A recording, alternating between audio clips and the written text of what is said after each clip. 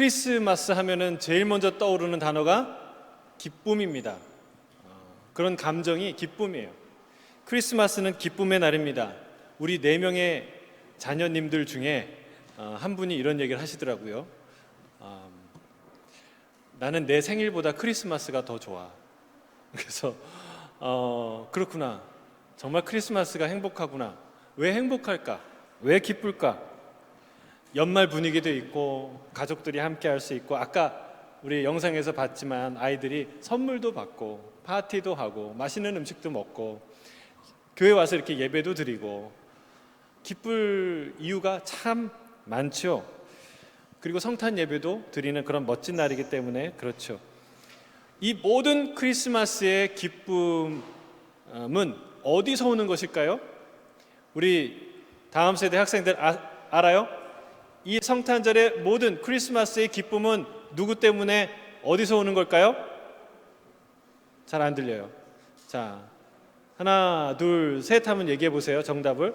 자, 이 세상의 모든 크리스마스의 기쁨은 누구로부터 오는 걸까요? 하나, 둘, 셋. 그렇죠.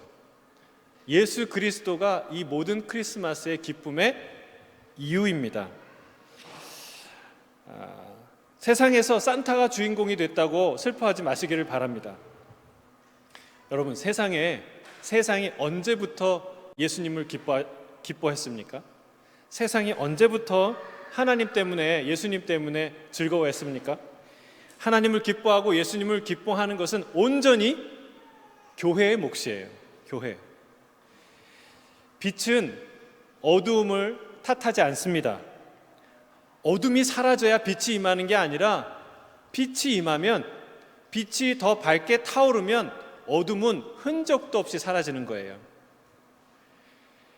그래서 교회가 이 크리스마스 성탄절에 더 기뻐해야 할 이유가 바로 여기에 있습니다. 우리가 예수 그리스도의 나심을 기뻐하고 또 기뻐하고 즐거워하면 그 기쁨이 흘러넘쳐서 세상에 미치게 되는 거예요. 세상에 온전한 기쁨이 임하게 되는 것이죠. 크리스마스의 모든 기쁨은 다 우리 예수님께 돌려져야 될 줄로 믿습니다. 그럼 예수님의 무엇 때문에 기쁠까요? 자, 첫 번째는요, 예수님의 탄생 때문에 기뻐요. 세상의 모든 사람들이 자기 생일을 축하하듯이, 여러분 생일에 우울한 사람이 있나요?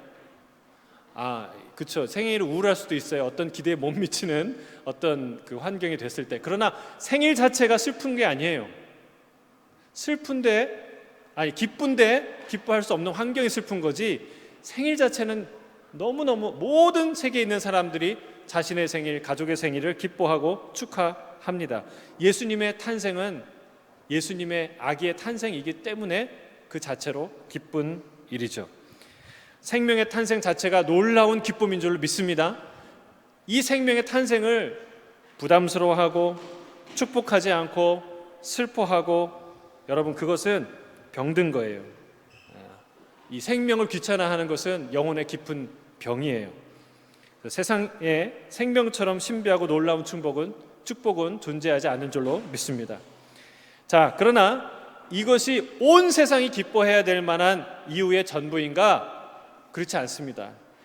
여러분, 내 생일을 온 세상 사람들이 축하하지 않는다고 슬퍼할 사람 없잖아요. 가족과 지인들이 축하해주면 족하죠. 그러나 예수님의 생일은 그렇지 않아요. 왜 그럴까요? 매년 전 지구인이, 전 교회가 기뻐하고 축하해야 될 이유가 어디에 있을까요? 그것은요, 바로 이 아기 예수님이 인류 역사상 가장 위대한 왕이시기 때문에 그렇습니다. 그럼 호주는요, 영연방이기 때문에 퀸스 버스데이를 지키죠. 한국에는 안 지키잖아요. 왜? 영연방이기 때문에 여왕의 생일을 지켜요. 따라서 왕의 생일을 지키는 것은 그 나라의 백성의 마땅한 의무죠. 이와 같이 온 세계가 이 날을 구별하고 기뻐해야 될 마땅한 이유는 우리 주님이 만왕의 왕이시기 때문에 그렇습니다. 가장 높으신 왕이기 때문에 당연히 우리가 그렇게 기뻐해야 하는 것이죠. 오늘 본문은 이 땅에 오실 예수님에 관한 예언의 이야기예요. 우리 다음 세대 친구들도 이 이사야 11장을 잘 읽어두시고 기억해 두시고, 어떤 사람은 노래로 만드시고 어떤 사람은 뮤지컬로 만드시고 어떤 사람은 그림으로 그려내시길 바랍니다. 인간이 상상할 수 있는 가장 위대하고 아름다운 나라에 관한 이야기예요. 이 나라를 누가 이루시는가? 예수 그리스도, 그분이 이루세요. 이분이 얼마나 위대한 왕인지를 선언해 주고 있는 게 오늘 본문입니다. 자, 첫 번째로 세 가지 이유가 나오는데, 첫째, 이분은요 이새의 줄기에서 나온 한 가지에서 맺은 열매예요. 이게 무슨 뜻인가? 이새는 누구 아버지예요? 이스라엘에서 가장 위대한 왕? 다윗. 그렇죠. 다윗의 아버지가 이새예요. 이새의 줄기에서 나온 이 한 가지가 맺힌 열매는 누구를 의미하냐면 하나님이 이스라엘에게 약속한 메시아를 뜻해요. 메시아. 자, 역대상 17장 11절 14절 한번 읽어볼까요? 우리 자막을 따라서 보겠습니다. 자, 17장 11절 14절 시작. 내가 내 뒤에 내 씨 곧 내 아들 중 하나를 세우고 그 나라를 견고하게 하리니 내가 영원히 그를 내 집과 내 나라에 세우리니 그의 왕위가 영원히 견고하리라 하셨다 하라. 자, 다윗의 후손, 다윗의 자손 중에 그 한 아들을 왕으로 세우는데 그 사람이 영원한 왕이 될 것이다 라고 얘기를 해요. 여러분 생각해 보세요. 세상에 어떤 왕이 아무리 대단한 왕이라도 영원한 왕이 되겠습니까? 불가능한 일이죠. 무슨 뜻이에요? 이 왕은 이스라엘에게 약속된 메시아, 그리스도를 뜻하는 말이에요. 예수님은 다윗의 후손 요셉의 아들로 태어났습니다. 하나님께서 선지자를 통해 예언하신 바로 그 약속의 왕이, 메시아가 예수 그리스도예요. 그래서 그분은 위대한 거예요. 바로 온 이스라엘이, 온 인류가 기다렸던 바로 그분이구나. 그래서 기쁜 거죠. 두 번째, 이 분은요 다른 왕과 비교할 수 없는 자질을 갖추고 계세요. 그게 오늘 본문 2절부터 3절, 4절, 5절의 말씀이에요. 우리 다시 한번 읽어볼까요? 2절부터 시작. 그의 위에 여호와의 영 곧 지혜와 총명의 영이요 모략과 재능의 영이요 지식과 여호와를 경외하는 영이 강림하시리니 그가 여호와를 경외함으로 즐거움을 삼을 것이며 그의 눈에 보이는 대로 심판하지 아니하며 그의 귀에 들리는 대로 판단하지 아니하며 공의로 가난한 자를 심판하며 정직으로 세상의 겸손한 자를 판단할 것이며 그의 입의 막대기로 세상을 치며 그의 입술의 기운으로 악인을 죽일 것이며 공의로 그의 허리띠를 삼으며. 이런 왕은 세상에 없어요. 보세요. 이분은 여호와의 영, 성령이죠. 이분이 어떤 분이냐?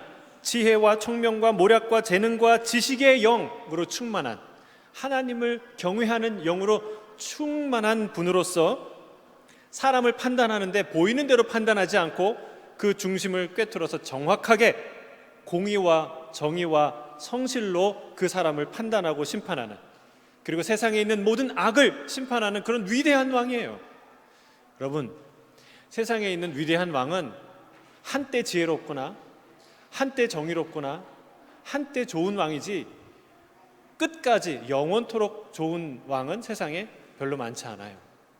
세상에 많은 왕이 그 자리에 오를 때 정의를 실현하는 것 같아요. 악을 소탕하고 정의의 사신처럼 그 자리에 오르지만 결국 시간이 지나면 자신을 반대하는 자들을 악인으로 몰아세워서 처단하는 그런 권력의 정점에 선 사람이 되죠.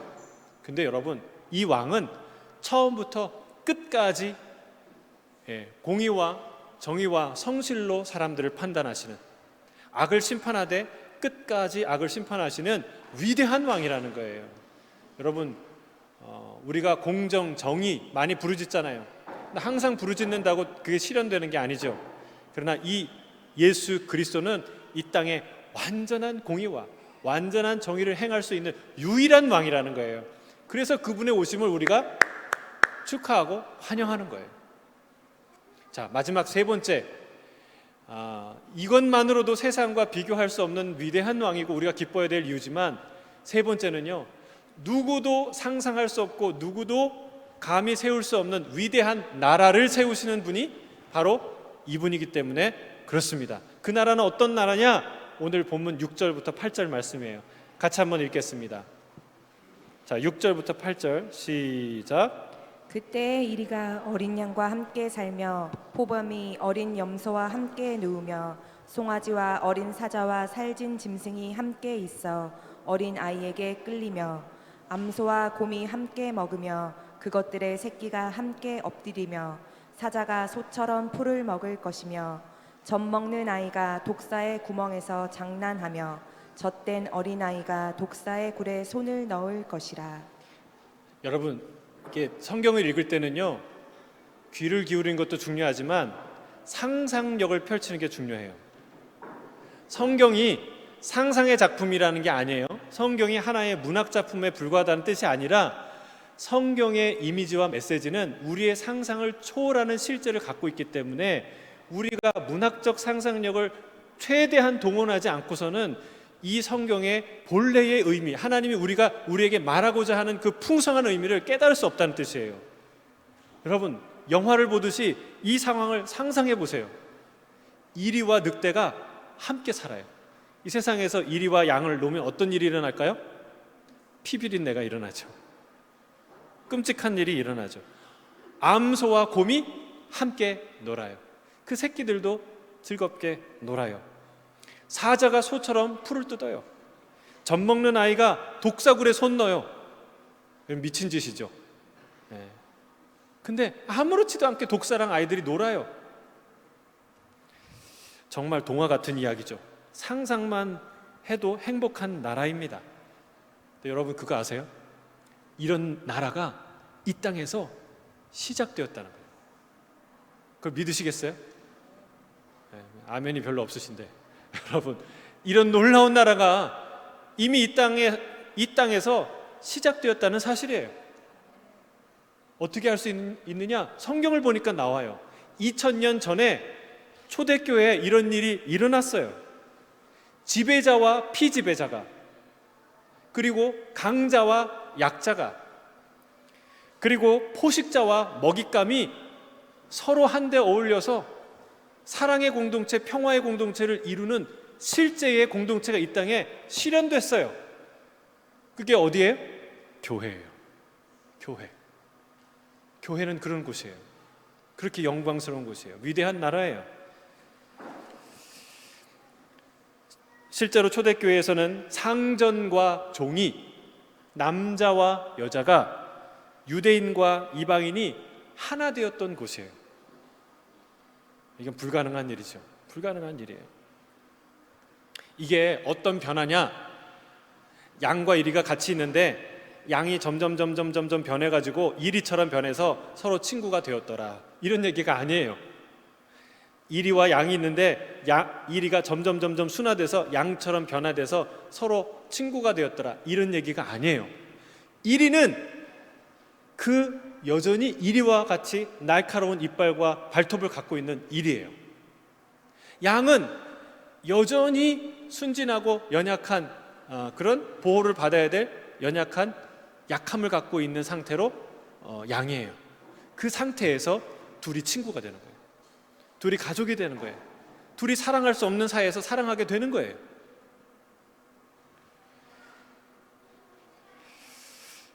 종은 여전히 종이었어요. 상전은 그 사회에서 여전히 상전이었어요. 그러나 그들은 함께 한 교회에서 성찬을 함께 나누었고, 그리고 함께 예배했습니다. 서로 아끼고 사랑할 형제와 자매로 서로 여겼습니다. 독이 있었으나 물지 않았고, 발톱이 있었으나 서로 해하지 않았습니다. 그런 일들이 실제로 일어났어요. 여러분, 이 모든 걸 가능하게 한 이유가 뭘까요? 예수 그리스도. 여러분, 이 예수 그리스도는 위대한 분이에요. 예수 그리스도. 어떤 지도자도, 어떤 지식인도, 어떤 능력자도 할 수 없는 위대한 나라를 이 땅에 구현시킨, 또 앞으로 우리에게 그 영원한 완전한 나라를 주실 위대한 왕이 예수 그리스도이십니다. 그러면 그분이 어떻게 이런 일을 행하셨나요? 여러분, 세 가지예요. 첫째는요, 그분이 우리의 머리이신 목자가 되셨기 때문에 가능해진 거예요. 그분이 우리 모두의 왕, 우리 한 사람 한 사람의 왕, 만왕의 왕이 되시기 때문에 그렇습니다. 여러분, 이건 굉장히 중요합니다. 우리 모두가 각자가 예수님과 1대1로 연결되어 있어요. 그러니까 구현 가능한 일이에요. 세상에는요, 그렇지 않습니다. 세상에는 왕 앞에 신하들이 머리를 조아리고 충성을 맹세하는 것 같은데, 실제로 보면 모두 다 왕에 연결된 게 아니에요. 누구한테 연결됐어요? 자기의 정치적인 입장이나 그리고 친분이나 가족 관계, 이런 것 때문에 다른 백작이나 다른 무슨 장군이나 이런 사람들에게 충성을 맹세해요. 다 그렇게 연결되어 있어요. 그래서 이 땅에 끊임없이 역적과 그리고 이 반역이 일어나는 것이죠. 그런데 우리는 어때요? 우리 모두는 어때요? 교회는 어떤 곳이에요? 하나님 나라는 어떤 곳이에요? 예외 없이 모든 사람이 다 누구랑 연결돼요? 머리이신 예수 그리스도. 마치 내 몸이 다 이 머리와 연결되죠. 이 목이 그래서 중요하잖아요. 이 목에 모든 신경이 다 연결되잖아요. 이게 목이 이제 다치거나 하면 어떻게 돼요? 하반신 불수, 아무것도 할 수 없게 돼요. 이 몸이 다 머리와 연결되어 있기 때문에 한 몸을 이루는 것처럼, 하나님의 나라는 모든 예외 없는 모든 각 개인이 예수 그리스도, 머리이신 예수 그리스도와 연결되어 있기 때문에, 그분을 사랑하기 때문에, 그분께 헌신되었기 때문에, 그분이 우리의 목자이기 때문에 가능한 일이에요. 그래서 우리가 하나 될 수 있어요. 가장 중요한 이유예요. 아무도, 어떤 정치인도 어떤 왕도 그렇게 할 수 없어요. 자, 두 번째, 그가 자신의 모든 영광을 버리고 사람의 육체를 입고 가장 낮은 곳에 오셨기 때문에 그렇습니다. 이분은 누구보다 겸손의 왕이셨어요. 바로 그것 때문에 우리가 하나 될 수 있습니다. 권위로 찍어 누르는 게 그게 권위고 힘이고 왕이 아니라, 가장 높은 분이 가장 낮은 곳에 내려가서 섬긴 이 위대한 겸손의 왕 때문에 비로소 우리가 하나 될 수 있는 거예요. 겸손의 왕을 통해 우리는 서로를 바라보는 새로운 눈을 갖게 됩니다. 상대방에 있는 것들을 빼앗고 어떻게 하면 이용하고 어떻게 하면 내가 내 것으로, 내 기회로 만들까라는 탐욕의 시선이 아니라, 내게 있는 것을 어떻게 하면 줄 수 있을까, 어떻게 하면 섬길 수 있을까, 이런 겸손의 시선으로, 겸손의 눈을 우리가 비로소 갖게 되는 것이죠. 여러분, 탐욕을 버리면 상대는 먹잇감으로 보이지 않습니다. 형제와 자매로 보이기 시작합니다. 우리가 아직도 상대를 먹잇감으로 보는 이유, 티격태격하는 이유, 서로 싸우려고 호전적으로 서로를 대하는 이유, 그것은 겸손의 왕이신 이 예수 그리스도의 충분한 다스림 아래로 들어가지 않았기 때문에 그렇습니다. 이 겸손의 왕의 진짜 놀라운 겸손의 능력을 맛보지 못했기 때문에 그렇죠. 또 하나 중요한 게 있어요. 여러분, 이리가 양을 안 물어뜯는 게 어렵겠습니까? 아니면 양이 이리를 친구로 받아들이는 게 어렵겠습니까? 둘 다 어려운 일이죠. 그렇죠? 그러나 우리는 흔히 이리가 양을 물어뜯지 않는 건 대단한 결단이고 사랑이고 겸손인데, 그 반대에 양이 이리를 친구로 받아들이는 거는 그거 뭐 해야 되지 않아? 그 축복이지 않아? 이렇게 생각해요. 근데 사실은 더 어려운 게 그거예요. 얼마 전에 여름을 맞이해서 저희 강아지 털을 깎았어요. 근데 깎았는데 강아지가 털 깎는 걸 좋아할까요? 싫어할까요? 아주 싫어해요. 몸부림을 쳐요. 그래서 저는 조금 깎다가 한두 번 삭삭하면은 바로 도망가요. 막 꼭 잡아도 달래도 먹을 것을 아무리 줘도 먹을 때만 좋아하고 그다음부터 다 도망가요. 왜? 두려우니까. 이렇게 하다가 이렇게 딱 피가 나고 잘리고 아픈 통증을 느끼니까 아무리 살살 하겠다고 약속을 하고 달래도요 소용이 없어요. 근데 지금 신기하더라고요. 제 아내가 강아지를 발에다가 눕혀놓고 깎는 거예요. 와, 이런 기적이 없구나.